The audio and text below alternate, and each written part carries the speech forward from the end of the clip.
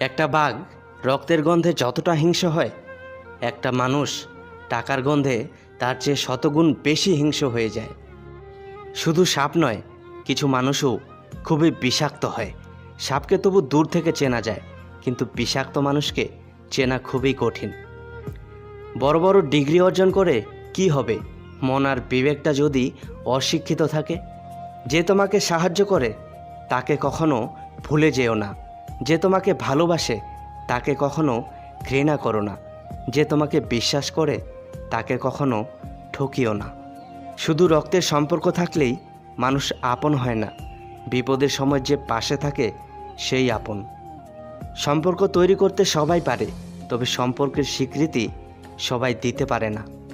বর্তমান সময়ে সবচেয়ে কঠিন কাজ হলো মানুষকে বুঝতে পারা, কারণ কে সত্যি বলছে আর কে অভিনয় করছে সেটা বোঝা খুবই কঠিন।